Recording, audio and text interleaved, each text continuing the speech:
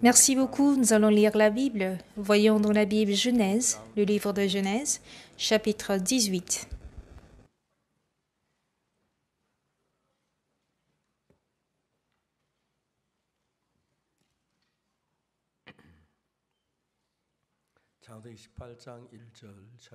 Genèse chapitre 18 à partir du verset 1, je vais lire.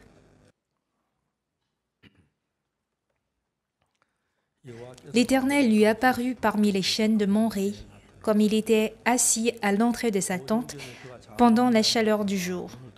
Il leva les yeux et regarda, et voici 3 hommes étaient debout près de lui. Quand il les vit, il courut au-devant d'eux, depuis l'entrée de sa tente, et se prosterna en terre. Et il dit, « Seigneur, si j'ai trouvé grâce à tes yeux, ne passe point, je te prie, loin de ton serviteur. Permettez qu'on apporte un peu d'eau pour vous laver les pieds, et reposez-vous sous cet arbre. J'irai prendre un morceau de pain pour fortifier votre cœur, après quoi vous continuerez votre route. Car c'est pour cela que vous passez près de votre serviteur. » Ils répondirent, « Fais comme tu l'as dit. » Abraham alla promptement dans sa tente vers Sarah, et il dit, « Vite, 3 mesures de fleurs de farine pétrie et fais des gâteaux. » Et Abraham courut à son troupeau, prit un veau tendre et bon, et le donna à un serviteur qui se hâta de l'apprêter. Il prit encore de la crème et du lait avec le veau qu'on avait apprêté et les mit devant eux. Il se tint lui-même à leur côté sous l'arbre, et ils mangèrent. Alors il lui dit, « Où est Sarah, ta femme ?» Il répondit, « Elle est là dans la tente. » L'un d'entre eux dit, « Je reviendrai vers toi à cette même époque, et voici Sarah, ta femme, aura un fils. » Sarah écoutait à l'entrée de la tente, qui était derrière lui. Abraham et Sarah étaient vieux, avancés en âge, et Sarah ne pouvait plus espérer avoir des enfants. Elle riait en elle-même en disant, « Maintenant que je suis vieille, aurai-je encore des désirs? Mon Seigneur est aussi vieux. » L'Éternel dit à Abraham, « Pourquoi donc Sarah a-t-elle ri en disant, est-ce que vraiment j'aurai un enfant, moi qui suis vieille? Y a-t-il rien qui soit étonnant de la part de l'Éternel? Au temps fixé, je reviendrai vers toi à cette même époque et Sarah aura un fils. » Sarah mentit en disant, « Je n'ai pas ri, car elle eut peur. » Mais il dit au contraire, « Tu as ri. » Et j'ai lu jusqu'au verset 15. Sarah et Abraham sont disputés. Sarah disait qu'il n'a pas ri, alors que Dieu dit, « Non, t'as ri. » C'est marrant, non? Dieu a dessiné parfaitement l'image de l'homme dans ce passage. Alors après qu'Adam et Ève aient commis le péché, ils se sont tenus du côté de Satan. C'est de là que les enfants de Adam sont nés. Je suis désolée, mais depuis que l'homme est né, il a reçu les ténèbres de Satan, le cœur du mal, goutte par goutte. Du coup, tout ce que nous pensons, tout ce que nous disons, tout ce qu'on fait comme travail, et toutes les pensées sont ténébreuses et remplies de péchés. Donc, le travail de sauver les pécheurs, de rendre tous leurs péchés plus blancs que la neige pour les amener au royaume des cieux, ça c'est le travail de Dieu. Mais qu'est-ce qu'il a fait d'abord? Il n'a pas fait juste comme ça au hasard. Parmi tous les hommes, il a choisi l'homme appelé Abraham.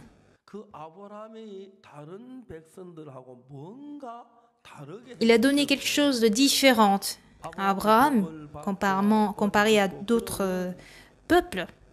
Et quand Abraham est béni et reçoit la grâce, on se dit, ah, Abraham, lui, il est béni et tout prospère dans sa vie parce qu'il croit en Dieu et il veut montrer ça. Et Dieu comptait bénir autant Abraham. D'autres peuples aussi peuvent dire, ah, croyons en Dieu pour être bénis par Dieu, tout comme Abraham. C'est justement pour ça que Dieu a planifié de choisir Abraham dans Genèse chapitre 12. Tu es un peuple élu, je te rendrai prospère et tu seras père de grandes nations. Abraham avait aimé cela. Ah, ma postérité sera grande et ma vie sera épanouie. Mais Dieu ne donnait pas de fils selon sa promesse. Il ne lui donnait pas de fils. Même à 40 ans, à 50 ans, 60 ans, 70 ans, il n'avait toujours pas d'enfant. Toutefois, quand Abraham plutôt a eu 100 ans, Dieu apparaît à Abraham pour dire « Ta femme, Sarah, aura un fils ». Mais c'était la période où sa femme était déjà stérile. Et c'était impossible qu'elle ait un enfant. Abraham aussi pense qu'il est trop vieux et que Sarah aussi est vieille. Elle est stérile, ça n'a pas de sens qu'elle pourrait aussi avoir un enfant. Bon Dieu, tout ce que tu dis, c'est bon, mais qu'Ismaël soit reconnu comme fils devant toi. Aux yeux de l'homme, pourquoi Dieu n'a pas donné un enfant quand il était jeune, quand il avait au moins 40 ans ou 30 ans, il ne l'a pas donné. C'est maintenant, quand il est vieux, qu'il veut le donner un fils. Bon, c'est pas très compréhensible. Dieu a des projets pour nous les hommes, mais pour être bénis par Dieu, il faudrait que nous soyons un avec le cœur de Dieu. Alors quand Dieu a créé l'homme, il a créé ce qu'on appelle le cœur. De nos jours, il y a plusieurs véhicules qui sont de bonne qualité.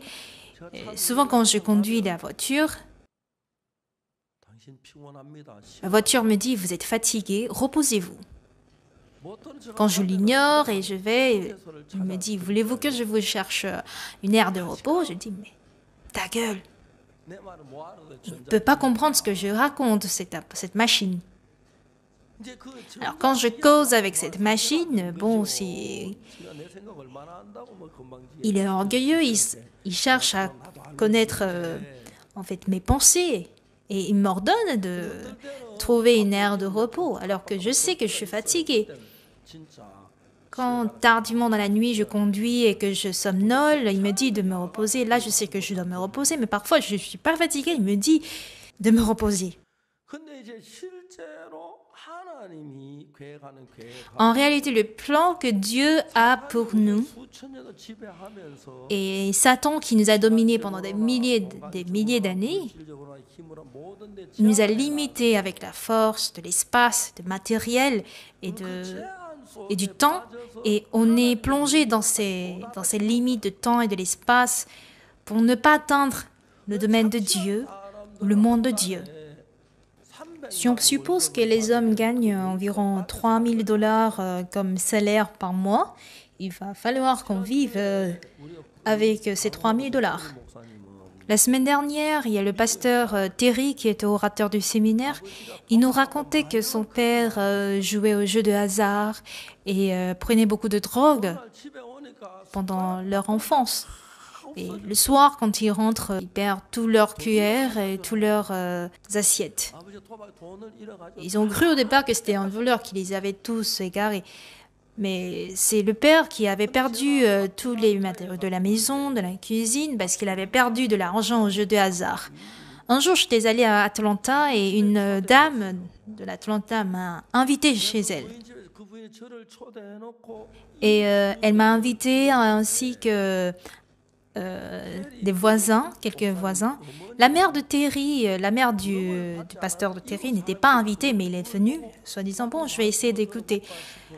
Le propriétaire de la maison lui a demandé, mais comment t'es venu? Bon, je suis venu parce que j'ai entendu dire qu'il y a un pasteur qui vient prêcher. Donc, quand j'ai prêché l'évangile, la mère de Terry était sauvée.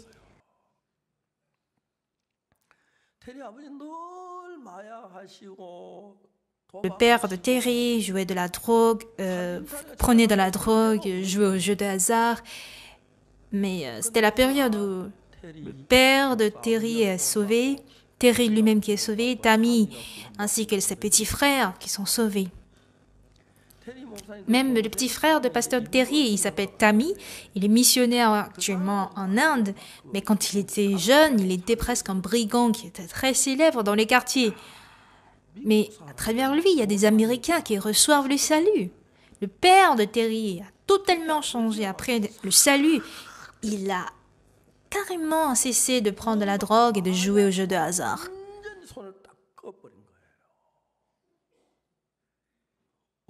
Leur famille a vraiment changé. Le petit frère de Terry était toujours l'ami du père qui prenait de la drogue. Donc, il voulait même la drogue de son père pour le consommer. Donc, ils sont père et fils liés par la drogue, on peut dire. Mais ce qui est étonnant, c'est que vous savez que vous faites l'effort de faire guérir vos enfants quand vos enfants sont malades. Un de nos pasteurs a un fils qui est déficient sur le plan mental. Il a 12 ans, mais il continue de déféquer sur le lit. Du coup, le pasteur était très, très difficile. Le pasteur s'en va dehors pour prêcher l'évangile. Il est content que les gens reçoivent le salut, mais quand il rentre à la maison, son cœur rempli de ténèbres. Et quand il y a des invités qui viennent écouter l'évangile à la maison, son enfant ne fait que crier pour l'empêcher de prêcher. Un jour, j'étais fâchée et je me suis mise en colère parce que je ne pouvais plus supporter. Et il continuait toujours d'insister sur moi, d'insister sur ce qu'il veut prendre. Quand j'ai enlevé ma ceinture pour frapper le derrière de la chaise, il était surpris. Et c'est là que j'ai compris que, il a peur d'être battu. Je lui ai dit de le frapper, car c'est ainsi qu'il peut être corrigé. Donc son père l'a frappé à chaque fois qu'il déféquait sur le lit. Imaginez si aujourd'hui il a 12 ans, mais s'il a 20 ans, 30 ans et 40 ans, qu'il continue toujours de déféquer. Alors qu'est-ce que je me suis dit en causant avec cet enfant? En général, après avoir pris le dîner le soir, il ne va pas déféquer quand même en début de soirée. Donc il dort et c'est vers l'aube qu'il a envie de faire ses besoins. Il se réveille du sommeil, mais il se dit, bon, j'en ai marre, donc il défèque sur lui. Il pense à son confort. Le lendemain, le père le frappe. Vous savez que quand vous ne trouvez pas que le fait de frapper l'enfant est forcément mauvais, parce qu'il y a des gens qui investissent même de l'argent pour opérer ce genre d'enfant. Donc, il vaut mieux de frapper que de vouloir l'opérer, parce que l'opérer, c'est beaucoup plus cher. Il a un déficient intellectuel, du coup, sa mère l'empêchait toujours à ce que le père le frappe. Qu'est-ce que cet enfant sait? Donc, il a beaucoup hésité au départ. Tellement que la mère l'empêchait qu'il a enfermé sa mère dans la chambre pour frapper l'enfant. Un jour, il était de retour de la dévotion matinale, mais l'enfant n'était pas dans sa chambre. Après, il s'est rendu compte qu'il était dans le pot de toilette. Et il était tellement content qu'il y souriait, qu'il riait sur le pot. Alors l'enfant, il a envie de déféquer dans le lit. Bon, ça, ce n'est que une analyse proprement personnelle. Alors, il se dit, j'ai envie d'y aller, est-ce que je vais le faire sur le lit? Si je défèque sur le lit, on va me frapper. Il se dit, vaut mieux d'aller déféquer là-bas que d'être frappé. 1 mètre, 2 mètres de distance, c'est pas long. Donc, c'est la première fois qu'il s'est déplacé pour la première fois pour aller. Et voyant cet enfant en train de rire, en train de sourire sur le pot, le père l'a pris dans ses bras, il a pleuré. Il a pleuré. Donc pour lui, il est plus confortable de pouvoir déféquer sur le lit. Mais le père pense à son avenir. S'il urine, s'il est défèque à 9 ans, 10 ans, 11 ans, toujours sur le lit jusqu'à 20 ans, que faire si jamais ses parents sont morts? C'est douloureux d'imaginer à cela. Lui n'a pas envie d'aller aux toilettes parce qu'il trouve ça gênant. Mais qu'est-ce qui est plus confortable? Bon, vous comprenez cette histoire. Si j'essaie d'appliquer ça à vous, vous allez trouver ça un peu gênant, mais je ne vais pas dire que vous tous, vous êtes en train de déféquer sur le lit. Bon, quand on était petit, on le faisait. Alors Dieu voudrait nous conduire à une vie beaucoup plus précieuse, claire et droite. Après avoir sauvé Abraham et l'avoir établi comme son peuple, Dieu cherche à faire grandir la foi en Abraham. Toutefois, certaines réflexions propres à Abraham ne correspondent pas à celles de Dieu. Alors, quel genre de réflexion il a? Il possède une réflexion proprement humaine. Du coup, avec les pensées de l'homme, il y a des choses qui conviennent, d'autres qui ne conviennent pas.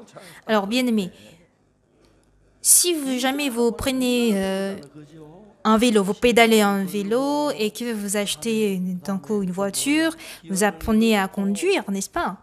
Vous avez démarré, vous mettez la vitesse, ensuite vous allez mettre votre pied sur l'accélérateur et tourner le volant. Parfois, pour la première fois, on a peur. Aux États-Unis, il est interdit, il n'est pas recommandé à ce que les maris puissent apprendre leur épouse à conduire. Pourquoi? Parce que beaucoup finissent par divorcer, parce qu'ils se sont disputés lors de l'apprentissage de la conduite. Donc il y a beaucoup qui divorcent après ça, aux États-Unis, je veux dire. J'ai enseigné ma femme à conduire, mais vous savez, les autoroutes en Corée sont complexes, alors, tandis que celles des États-Unis sont simples. Donc pour lui faire avoir un permis de conduire aux États-Unis, je lui ai enseigné à conduire. Donc, elle était assise devant le volant, moi je suis à côté, mais elle n'est pas très sensible, donc je lui ai dit, chérie, stop, stop, stop, stop. Elle était étonnée. Elle me disait, mais pourquoi tu cries? Et moi je crie parce que c'est dangereux, n'est-ce pas? Personne n'est d'avis avec moi. Elle s'énervait parce que je criais sur elle. Et si jamais il y a une autre voiture qui frappe et que vous vous heurtez contre une autre voiture, c'est dangereux, donc je ne peux que lui dire stop, stop, stop, stop. Pourtant, elle est nerveuse et elle me dit, mais pourquoi tu me cries dessus? Donc, j'ai réfléchi et j'ai conclu, il ne faudrait pas qu'à cause de la conduite ou bien du permis de conduire, que notre relation devient encore mauvaise.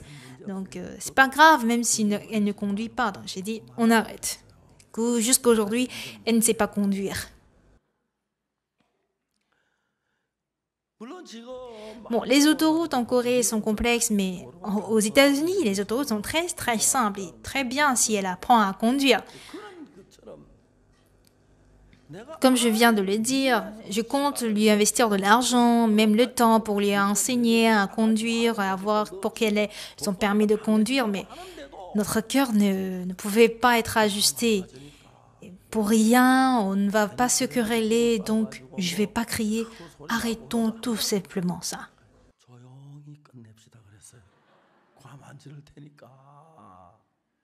Je suis désolée, j'ai parlé de mon couple, de ma femme, mais je ne peux pas parler de vous comme ça. Sinon, après tout, vous allez dire, oh pasteur, notre pasteur, il est comme ci, comme ça.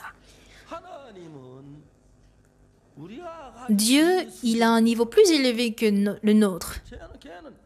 Pour cet enfant, il est beaucoup plus confortable de faire que sur le lit. Pourquoi mon père ne laisse pas le fils tranquille? Il veut frapper. Pourquoi le père ne veut pas laisser le fils tranquille? Personne ne va jamais réfléchir ainsi. Son père avait un cœur très très pressé. Aujourd'hui, il est grand, son niveau s'est beaucoup amélioré. Un jour, il est venu avec lui et il a dit, pasteur, cet enfant, il fait la tête, il veut pas écouter. J'ai dit, quoi? J'ai crié et je l'ai regardé d'un air un peu effrayant. Il a eu peur.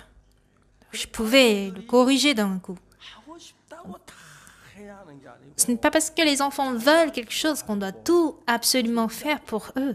De savoir tantôt se maîtriser, tantôt économiser ou épargner les choses.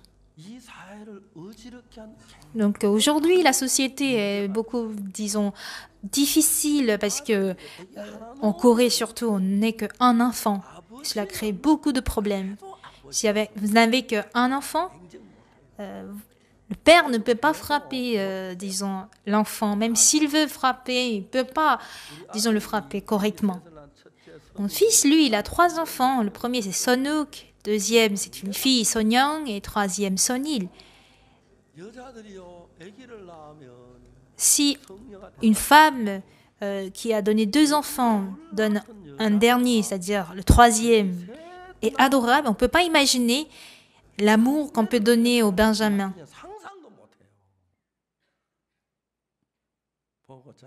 Il y a des mémés qui rient parce qu'elles comprennent. Il y a une différence de ciel et terre quand on a un deuxième ou un troisième enfant. Donc le Benjamin est beaucoup plus adorable. Donc je peux lire ça d'un seul œil de ma belle-fille.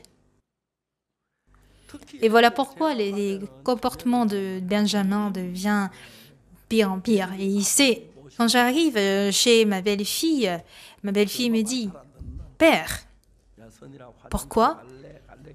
Lui répondis-je, « Les enfants savent que papa t'est venu. » Ça veut dire autrement que ces enfants n'écoutent plus la mère. Par exemple, « Hey Sonil, veux-tu aller aux toilettes ?» Non? Mais ils vont pas y aller. Grands frères n'agissent pas ainsi. Les grands frères prennent soin des petits frères, mais les petits frères n'ont pas de force, ou d'audace, de courage pour aller à l'encontre du grand frère. Donc c'est ça la différence entre les grands frères et les pères. Donc mon petit frère Sonuk, lui il est plus grand de sa classe. Bon ça c'est une bonne nouvelle parce que moi j'étais le plus court de ma classe. Bon ce qui est sûr, si j'étais de cette génération, je serais de très haute taille. Mais on a tellement jeûné dans notre génération. Ça, c'est pas un mensonge. Mon fils il est plus grand que moi. Et apparemment, mon petit frère va grandir jusqu'à 1,90 m. Ils ont déjà mesuré à partir d'une certaine machine et ils peuvent estimer la taille maximale. Et mon petit frère, il fait toujours des sports à l'école. Je ne l'ai jamais dit de le faire ou de ne pas le faire, mais il a appris la boxe même à l'école. Donc quand le Benjamin s'entête, il le met dans ses bras.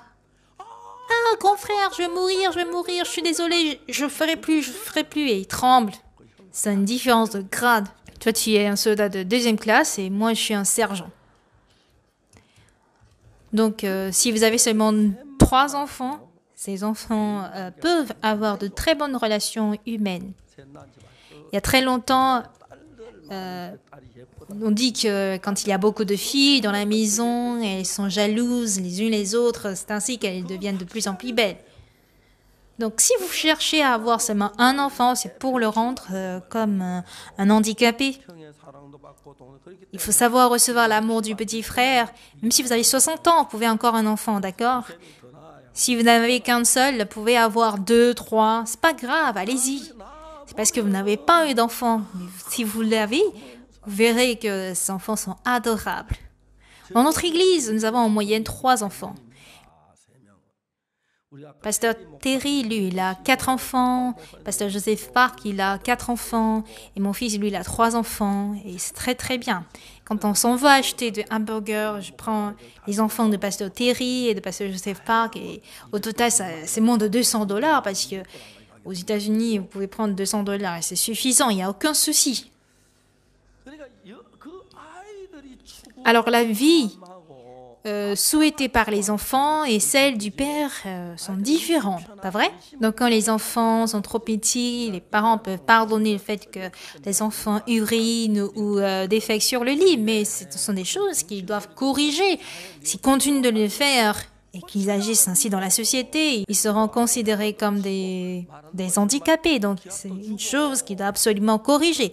Parfois on doit le frapper, on doit réprimander. Mais s'il défèque jusqu'à 19 ans, 20 ans, et un jour, votre femme se réveille et trouve quelque chose de bizarre sur le lit, « Mais chérie, qu'est-ce que c'est que ça ?»« Ah, ça m'arrive d'agir ainsi. » C'est qu'un problème vraiment grave. Donc, cela est la responsabilité du beau-père et de la belle-mère. Pas vrai? Donc, si on regarde cet aspect de ce point de vue, on voit clairement qu'il y a une différence entre celui de Dieu et celui de l'homme.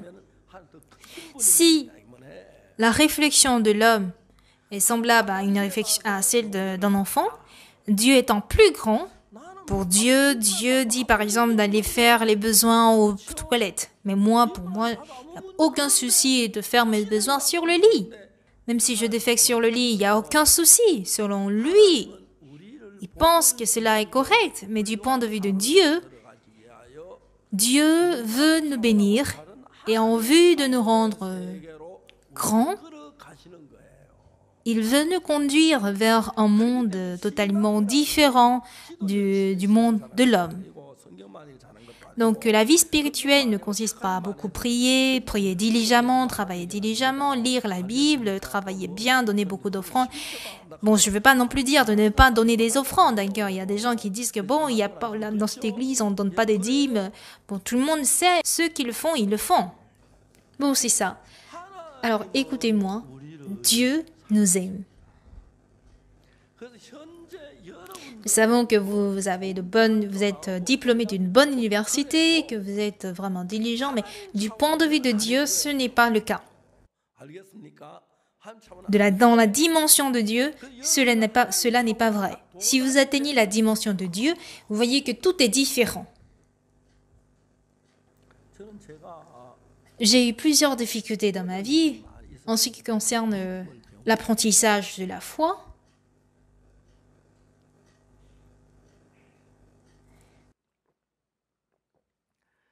J'avais quelques besoins. Du coup, j'ai prié Dieu. Après ma prière, je ne reçois pas de réponse. Bon, c'est quelque chose que je peux dire un mot à quelqu'un et je peux l'avoir. Mais dire cela à quelqu'un d'autre signifie que je ne crois pas que Dieu me donnerait après la prière. Donc cela n'est pas la foi. Parce que je dois me confier uniquement en Dieu. La première fois quand je suis allée à Apgujeong, j'ai passé près de 9 mois là-bas. Et j'ai vu clairement comment Dieu m'enseignait. J'ai vu clairement comment Dieu m'aidait. Une chose qui m'a été la plus difficile, c'était quand mon fils était né. On était dans une petite église à Daegu, Padong, et on avait environ trentaine de fidèles. Mais la veille, on n'avait plus rien à manger, et même pas un sou. Pendant la soirée, c'était au soir. On vit dans une chambre, un studio. Quelqu'un était venu d'une autre ville pour écouter la parole. Donc, je lui ai prêché l'évangile du pardon des péchés. Et dans un coin de la chambre, ma femme avait un gros ventre, était inclinée sur la couverture et vers 22 heures, cette personne a reçu le pardon des péchés. Imaginez la joie si Dieu donne la grâce à ce que cette personne reçoive le pardon des péchés. Une paix, une joie qui n'existe pas dans le monde me parviennent. On ne peut pas comparer cette joie à celle de boire de l'alcool, de jouer au golf. Si vous luttez contre une personne et cette personne finit par recevoir le pardon des péchés, cette joie est plus grande que même la joie d'avoir un appartement ou n'importe quelle voiture. Quand j'étais un soldat deuxième classe en armée et que j'étais formé plusieurs fois à prêcher l'évangile, il y a eu des difficultés, il y a eu des cas où j'avais faim, que j'ai beaucoup souffert. Mais c'était une joie pour moi quand les soldats recevaient l'évangile et qu'ils sont sauvés. Je ne trouvais pas que c'est injuste que je sois toujours classé au deuxième niveau de soldat pendant toute ma vie en armée. Une fois que j'ai terminé mon service militaire, que je sortais du portail, j'étais étonnée de voir comment Dieu m'a aidé pendant 3 ans en armée. Si je vis avec ce genre de Dieu, je pourrais même survivre tout seul au désert de Sahara. Je peux survivre suffisamment, même au pôle sud. C'était le genre de cœur que j'avais.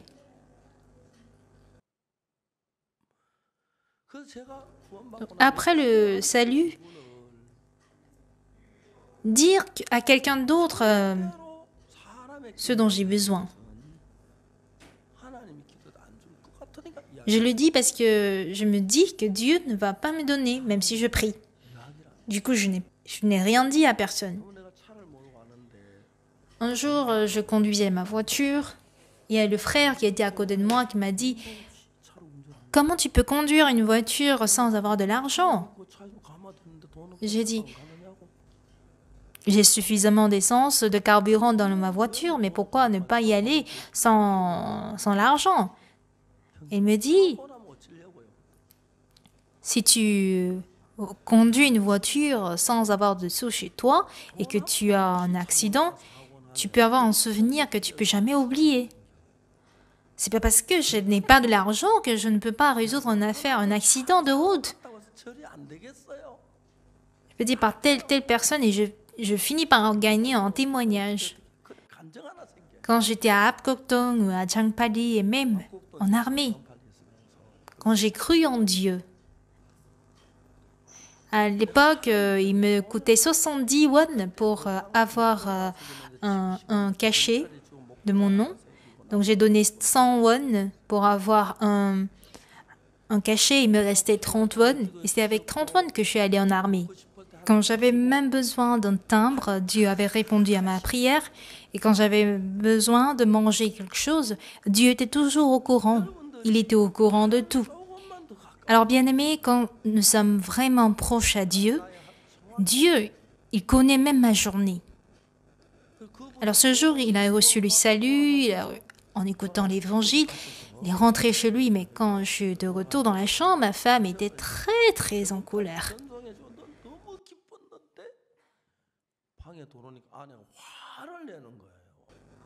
On est très heureux quand on prêche l'évangile et que cette personne reçoit le pardon des péchés. Et je me suis dit, mais qu'est-ce qui arrive à cette femme? Elle est vraiment enfant du diable si elle n'est pas contente. Elle me dit, mais tu n'avais qu'à prêcher l'évangile, pourquoi tu dis des choses inutiles dans cette histoire? Oui, c'est vrai que je dois parler, mais je dois vérifier si cette personne devant moi a compris ce que j'ai dit. Donc, s'il ne comprend pas, je dois redire ce que je viens de dire jusqu'à ce que cette personne puisse comprendre. Je ne dois pas juste parler tout seul. Donc, du coup, notre conversation a duré des heures. Ma femme, c'était en colère. Et après, je me suis rendu compte que quand je comptais prêcher l'évangile, elle avait eu des douleurs.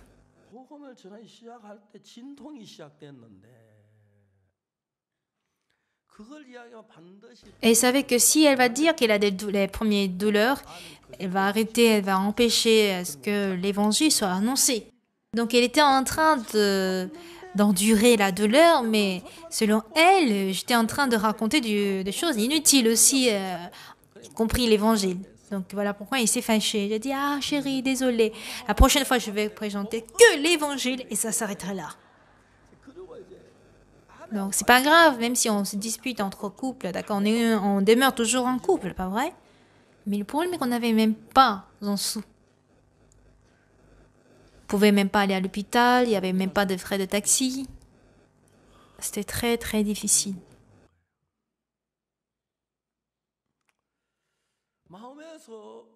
Dans mon cœur, je me dis qu'il y a un frère qui est en charge des finances de l'église. Donc, il va y avoir quelques sommes pour l'église. Je n'ai qu'à appeler juste ce frère. Oui, appeler par le téléphone est chose très simple à faire. Si je prie Dieu et que je crois qu'il va répondre, je n'ai pas besoin de le faire. Donc, appeler le frère n'est pas un problème en soi. Même si j'appelle, personne ne va m'insulter. Je peux appeler même les sœurs pour dire « Ah, sœur, il y a ma femme qui a des douleurs, mais je ne sais pas quoi faire. » Quand même, je suis pasteur, non? Les frères peuvent cotiser de l'argent pour qu'on puisse amener ma femme à l'hôpital. Mais mon cœur ne pouvait pas tolérer ça. Voyant comment Dieu répondait à mes prières, je voulais aussi voir ça. Et ce moment était le moment le plus difficile de toute ma vie. Il sonnait 1h du matin, 2h du matin. Et c'est ma première fois d'avoir découvert que les douleurs ne viennent pas juste comme ça, mais elles viennent, elles s'arrêtent. Il y a des périodes que ça vient. Bon, les hommes ne savent pas. Mais grâce à ma femme, j'ai bien appris ça. Et au fur et à mesure que ces périodes viennent, ça vient beaucoup plus rapidement, n'est-ce pas? J'avais peur, et si l'enfant sortait, que faire? C'était comme si le ciel allait tomber. Seigneur, je dois me confier en toi, je ne dois pas me confier en l'homme. Et c'était le lendemain à 7h du matin. Une jeune femme, c'était dans l'année 74. Donc j'avais 31 ou 32 ans.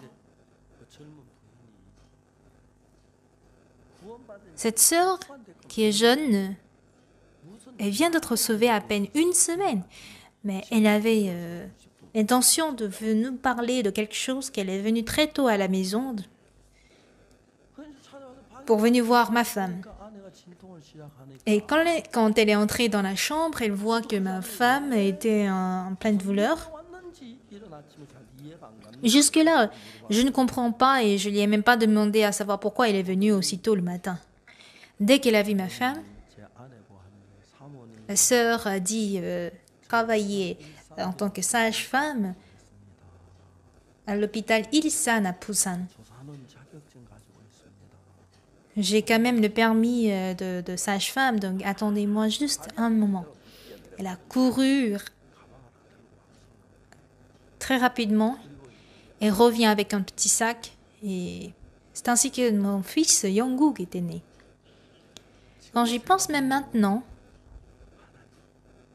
je sais que Seigneur Dieu, tu prépares, voici comment tu prépares les choses. Mais je n'ai pas cru en toi. Après l'accouchement, il n'y avait plus rien dans la cuisine. Donc la sœur a couru au marché pour acheter du riz, de la viande de bœuf, des algues. Et je crois que vers 11h du matin, on a pris le petit déjeuner.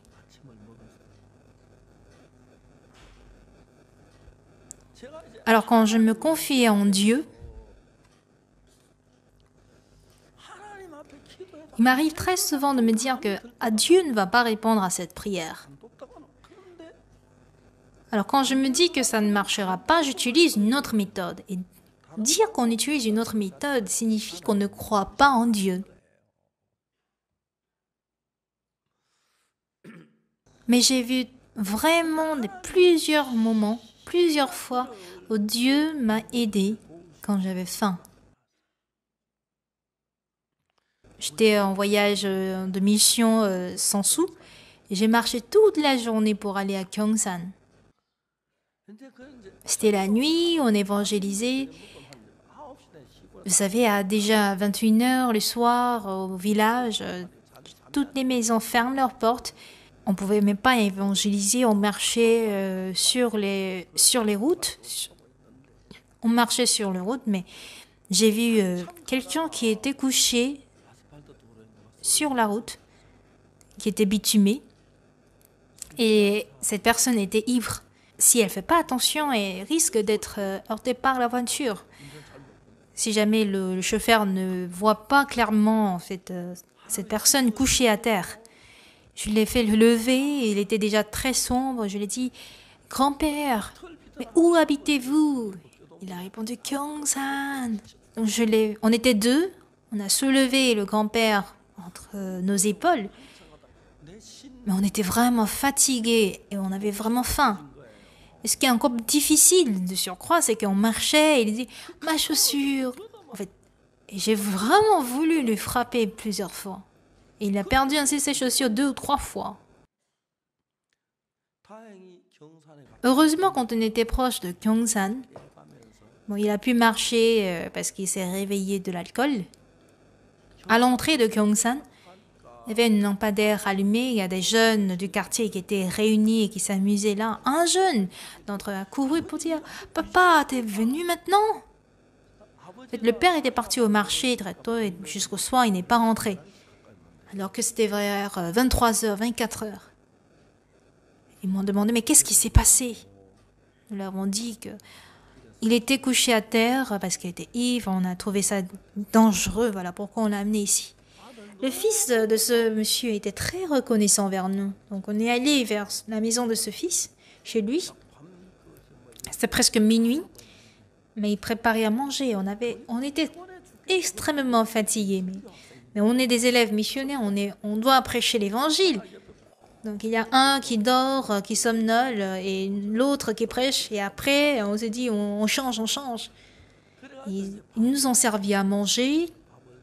On a dormi et le lendemain, le fils nous a payé 2 billets de train pour aller à Daegu. Donc, du coup, j'ai expérimenté plusieurs fois comment Dieu prépare les choses pour nous. Même si cela ne concerne pas de l'argent ou des problèmes comme je viens de citer, c'est la base. Si on croit en Dieu, si on donne les offrandes, on assiste au culte, après avoir reçu le pardon des péchés, et Dieu doit absolument nous enseigner à vivre par la foi, c'est-à-dire par la foi en Dieu. Et c'est ainsi qu'on est libre et confortable avec Dieu. Alors, Dieu pouvait donner à Abraham son fils, il pouvait donner à Abraham un fils à 30 ans, à 40 ans, mais le voilà qu'il a 100 ans alors que sa femme a 90 ans. Et c'est à Abraham qui était vieux que Dieu veut donner un fils. Parmi les femmes, il y a des femmes qui sont en période d'accouchement. Les femmes qui sont entre les premières règles et les dernières règles sont appelées des femmes capables d'accoucher, pas vrai? Mais Sarah était déjà stérile, du coup, elle n'était plus une femme et capable d'accoucher. Elle ne pouvait pas avoir d'enfant. Sarah avait 89 ans, alors qu'Abraham avait 99 ans. Du coup, ils ont 10 ans de différence et un jour, Dieu apparaît pour dire « ta femme Sarah aura un enfant ».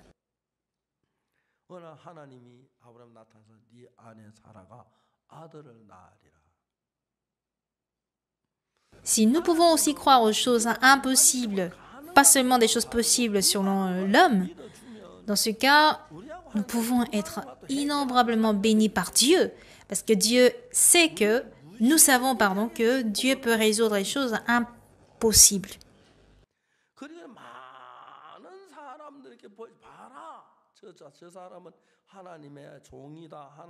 Et la différence entre notre église et les autres églises, c'est que d'autres églises n'enseignent pas le pardon des péchés, même si 10 ans et 20 ans passent.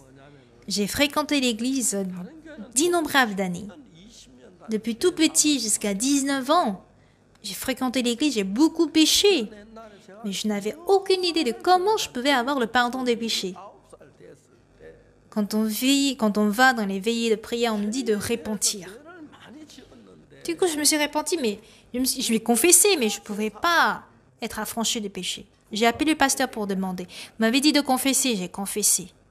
Mais ça ne marche pas. Il me dit d'avoir les fruits de confession, les fruits de la repentance. Mais pasteur, comment peut-on avoir les fruits de la repentance? Il faut demander pardon pour tout ce que tu fais comme erreur. Et va demander pardon à la personne à qui tu as fait du mal. Donc j'ai appelé mon ami le soir quand il faisait sombre. J'ai l'habitude de parler librement, légèrement, mais quand je l'ai appelé là à la porte de la ville, et mon ami était presque gelé, j'avais pas du tout le courage de pouvoir le dire tête à tête que j'ai commis le mensonge pour demander pardon. Et au mois d'octobre, je l'ai appelé parmi les gerbes qui sont entassées au champ. Et quand je voulais lui parler, il a dit « Mais parle ici, fais-le ici !» « Viens encore. » Cet ami était vraiment gelé. En fait, tu sais quoi, je t'ai menti. Je te demande pardon. Elle a dit « Espèce d'enfoiré !» J'avais vraiment honte. Et j'ai compris là qu'il est difficile de porter des fruits de la repentance. Bon, je ne suis pas censée de dire ce genre de choses. J'étais court de taille, j'avais pas assez de force. Mais quand je vois des gens demandent aux gens qui n'avaient pas de force que moi de me donner du pain, de m'acheter du pain, ils m'achètent du pain. Mais comment je peux aller vers lui pour demander pardon pour ce que j'ai fait? Je peux pas. Vaut mieux aller en enfer. J'irai en enfer. J'ai décidé même d'aller en enfer parce que je ne peux qu'aller en enfer. J'ai essayé de croire mes péchés, mais mes péchés restent toujours intacts. Malgré la repentance, je veux dire. Mais après le pardon des péchés, je cherchais dans la Bible tout ce qui concerne le pardon des péchés. Et dans Lévitique 4, j'ai trouvé les sacrifices d'expiation. C'est là que je comprends, voici comment nos péchés sont pardonnés. Voici comment nos péchés sont pardonnés. Voici comment il nous dit qu'on est juste. C'est ainsi qu'on est sanctifié. Voilà pourquoi j'ai créé CLF. Et on a réuni 1000, voire 2000 pasteurs. La dernière fois, quand j'étais au Kenya, on a eu 3500 pasteurs. Et quand je tiens des conférences parmi ces pasteurs, ils sont étonnés. Je suis allée en Russie. Il y a des pasteurs qui sont présidents ou vice-présidents. Et quand ils écoutent ma conférence, ils sont étonnés. Ils me disent, mais comment pouvez-vous expliquer la Bible aussi facilement que ça? Pour eux, le pardon des péchés est une chose très difficile. Ils doivent confesser. Et entre eux, ils sont têtes pour ça. Mais j'ai répondu très facilement. Si vous connaissez, c'est facile. Si vous ne connaissez pas, c'est difficile. Si vous ne connaissez pas le pardon des péchés, il est impossible que vous soyez affranchis des péchés et que vous enseignez cela aux autres.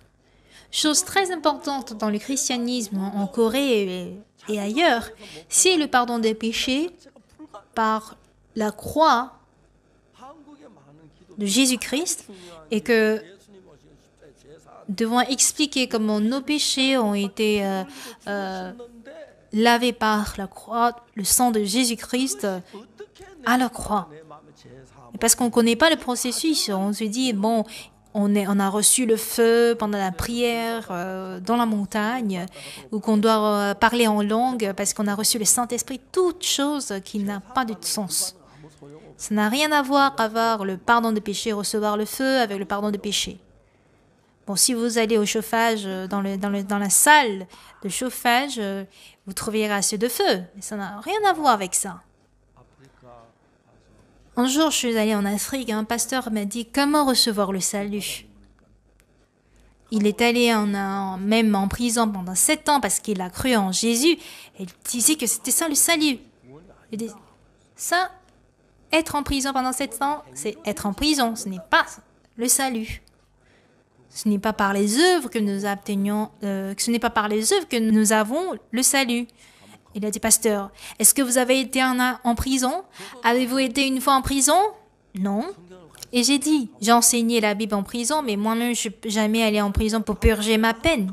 Et là, il a dit, tu penses que j'étais le seul à aller en prison? Ma femme, mon fils, étaient presque comme des mendiants sur les rues. Ils mangeaient même les peaux des pommes par terre. Et malgré tout ça, moi, je ne peux pas aller au ciel. J'ai dit, dans la Bible, il est écrit qu'on ne va pas au ciel par les œuvres. Tout ce que tu viens de me raconter sont que des œuvres. Ce ne sont pas par les œuvres, mais par la foi. C'est par la foi. J'ai cru que mes péchés étaient lavés par le sang de Jésus-Christ. Du coup, il ne reste plus de péché en moi. Je suis devenue très propre. C'est ça le salut. Bon, si on confesse le Seigneur Jésus-Christ par la bouche, on attend le salut. Non. On confesse que le Seigneur est notre Dieu. Confesser le Seigneur par la bouche, le faire dans le cœur ou par la bouche est différent de ce que Jésus a fait. C'est-à-dire reconnaître véritablement dans le cœur que mes péchés ont été vraiment pardonnés, c'est ça, croire.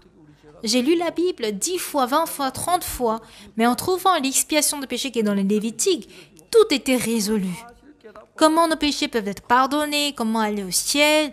Jésus-Christ ne se souvient plus de nos péchés sont lavés plus blancs que la neige. Après avoir découvert tout ça, mon cœur était vraiment paisible. Je me suis dit au départ que c'était parce que j'étais dans le village de Sonsan que les pasteurs ne connaissaient pas au sujet de ce salut. si je vais peut-être à Daegu, les pasteurs de Daegu connaîtront tout ça. Mais arrivé à Daegu, j'ai posé des questions aux pasteurs, mais il n'y avait aucun d'entre eux qui connaissait au sujet du salut. Si je vais à Séoul, les gens ont étudié quand même, donc il y a plusieurs pasteurs qui sont intelligents, mais personne d'entre eux ne savait cela. Et quand on dit que nous sommes justifiés par le pardon de péché, ils nous appellent hérétiques. Pourquoi recevoir le pardon des péchés est un problème en soi? Si on reçoit le pardon des péchés, on devient juste et propre. On ne devient pas sale après avoir le pardon des péchés. S'il nous reste un iota de péché en nous, on ne peut pas dire qu'on est juste. Il faut être parfaitement lavé, plus blanc que la neige. Un jour, un journaliste de Daegu Mail m'avait appelé et il m'a posé une question, à savoir quelle est la différence entre la mission Bonne Nouvelle, c'est-à-dire votre église, et d'autres églises. Et j'ai dit, comment est-ce que je peux le dire en un seul mot, monsieur le journaliste? Mais quand même, il faut le dire. J'ai dit, c'est une question trop difficile. Je lui ai demandé, est-ce que vous avez été à l'église? Il m'a dit, non, jamais. Et vous avez entendu parler de Jésus-Christ qui est crucifié à la croix? Oui, oui, ça, j'en ai entendu parler. Pourquoi vous savez que Jésus-Christ est crucifié? Bon, c'est pour nos péchés, il le savait.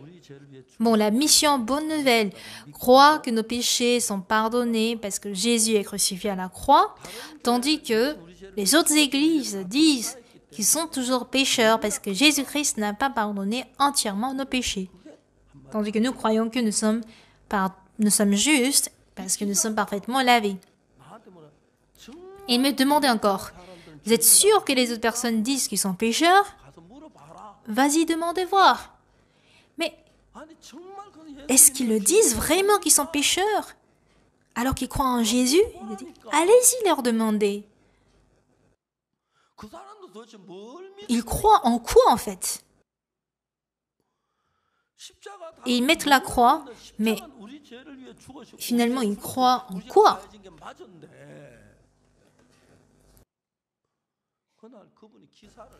La croix est une preuve parfaite que nos péchés sont lavés. Finalement, il a écrit un article, un très bon article. Et quand j'ai lu l'article, c'était très très bien. Et le lendemain, il y a des pasteurs qui ont révoqué sur lui. Et il a répondu, je suis journaliste. Ça, c'est le droit du journaliste d'écrire ce qu'il a entendu lors d'une interview avec le pasteur Rosso Park et en quoi c'est erroné ou en quoi c'est une erreur. En tout cas, il a subi la difficulté.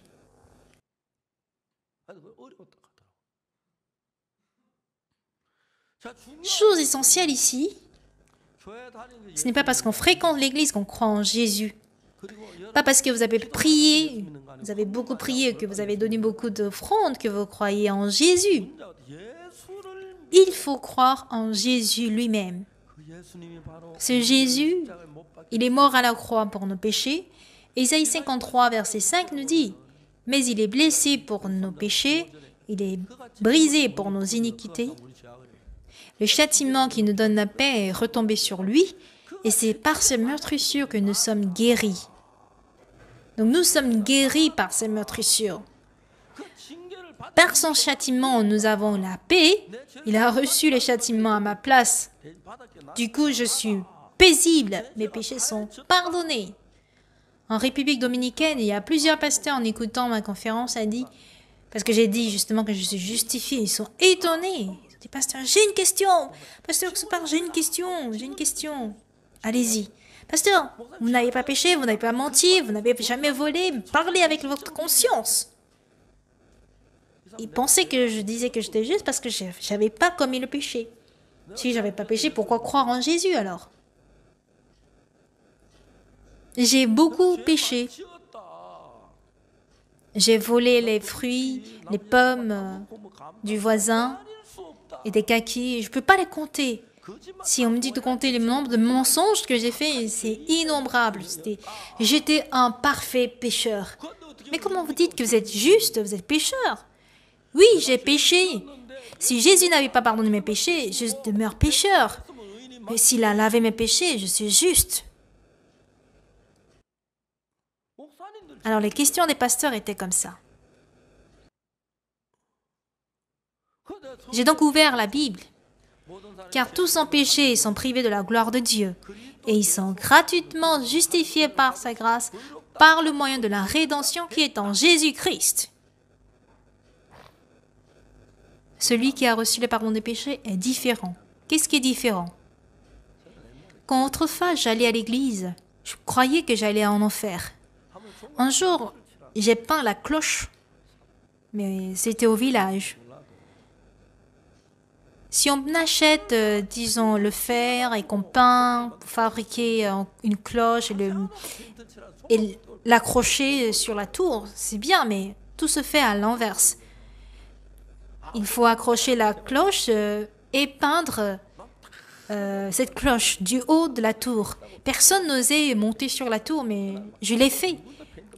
Et j'avais des peintures partout, dans ma main, sur le visage.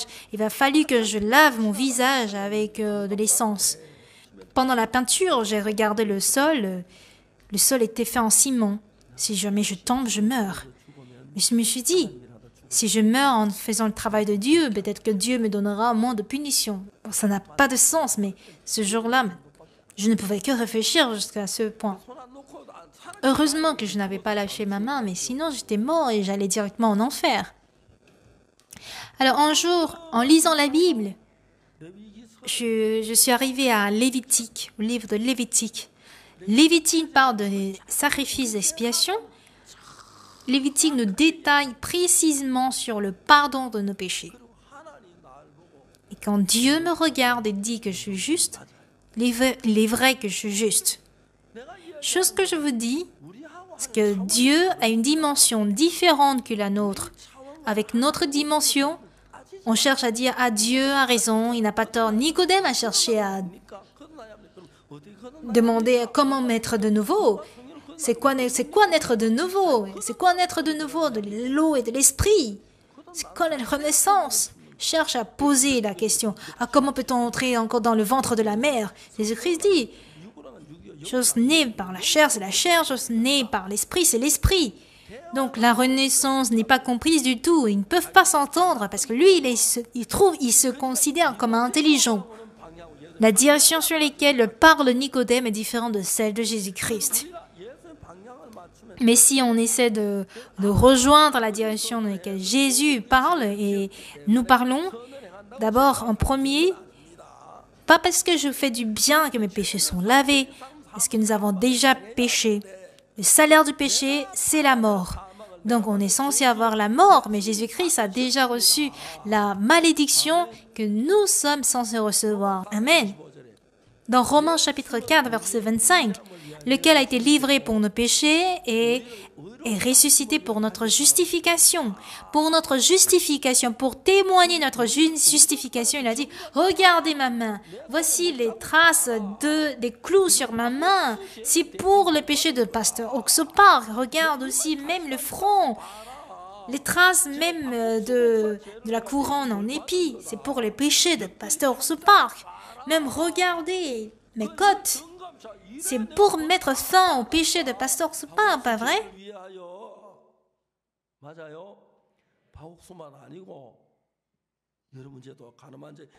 Il a même lavé vos péchés, le péché de l'adultère, le péché de tout homme sur terre. Il a mis fin. Donc, qu'est-ce qu'il a accompli à la croix? Il a accompli tous nos péchés. Amen. Du coup, quand on chante, on dit quoi? Nos péchés sont lavés, qu'il ne se souvient plus de nos péchés. On chante au jour joyeux, car mes péchés sont tous lavés. On chante. Par ce sang, nous sommes pardonnés. Pourtant, on dit qu'on est pécheur. On rend fou Dieu. Il est confus.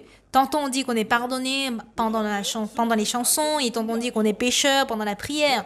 Non. Pas qu'on doit croire à un différent Jésus, mais Jésus, la croix de Jésus-Christ prouve qu'il a versé son sang pour nos péchés.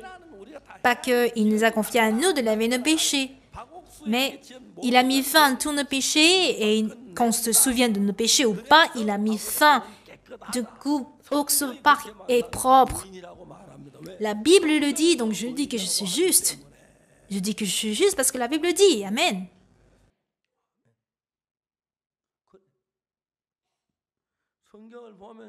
Si vous regardez la Bible, il y a plusieurs paroles précieuses.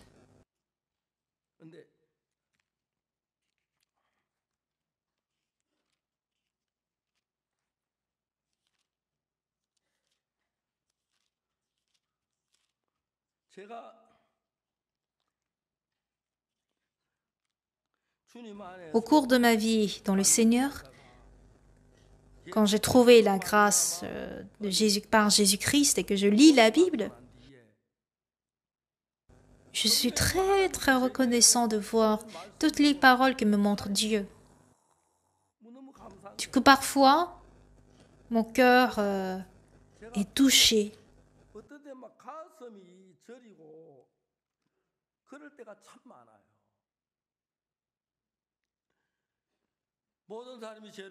Car tous sont péchés et sont privés de la gloire de Dieu.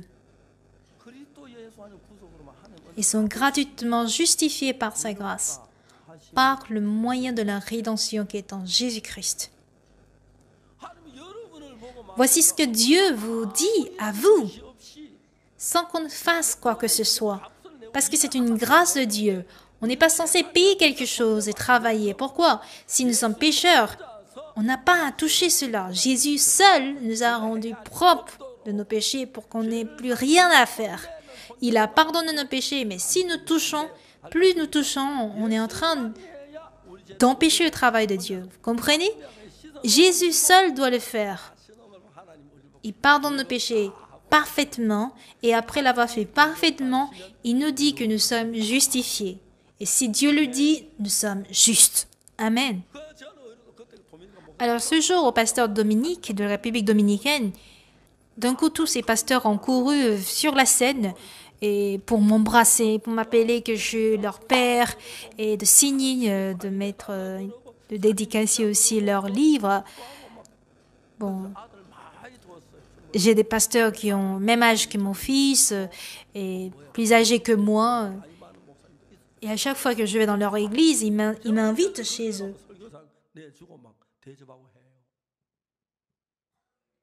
Bien-aimés, croyons au sang de Jésus-Christ versé à la croix et non en nos propres paroles. Son sang versé est la preuve que tous nos péchés sont pardonnés. Si Dieu nous a justifiés, nous n'avons qu'à croire en ce qu'il a fait. Et par après, dans notre vie, on doit croire qu'il répond à toutes nos prières. Il y a des frères et sœurs qui sont malades. Si tu crois ainsi, tu es guéri de ta maladie. Voici comment je dis aux frères et sœurs. J'ai aussi expérimenté personnellement comment des gens mourants étaient guéris. J'ai failli même mourir, mais j'ai expérimenté comment Dieu m'a guéri par la grâce de Dieu. Je peux voir comment Dieu vit dans notre vie et qu'il peut travailler.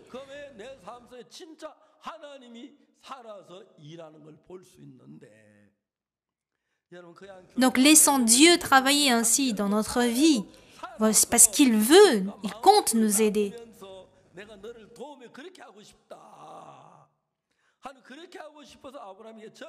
C'est ce que Dieu comptait faire pour Abraham. Il n'a pas donné de fils quand il était jeune. Il a donné quand il était vieux. Dieu voulait aussi nous dire qu'il est capable de faire même des choses impossibles. Alors, Abraham ne pouvait pas avoir un fils, mais Dieu lui a donné une promesse comme quoi il lui donnera un fils. Et quand il s'est approché de Dieu, Dieu pouvait travailler, Dieu pouvait même faire grandir la foi en lui. Dieu ne veut pas faire la même chose seulement pour Abraham. Il compte aussi faire grandir la foi dans notre cœur. Du coup, nous n'avons pas à vivre selon nos propres méthodes, mais selon la méthode de la Bible.